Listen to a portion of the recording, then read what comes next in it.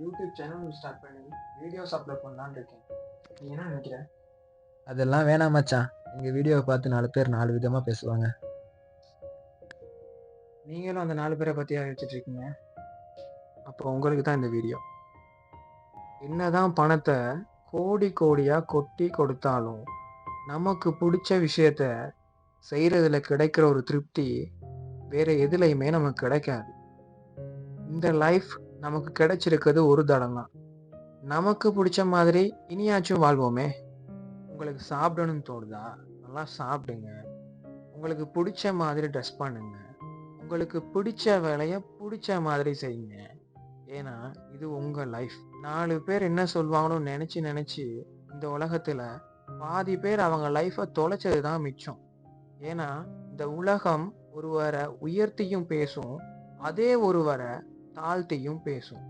So சொல்றவங்க சொல்லிட்டே தான் இருப்பாங்க. அதை மறந்துடாதீங்க.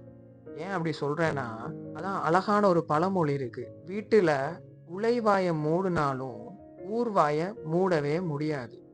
ஸோ இது உங்க லைஃப்.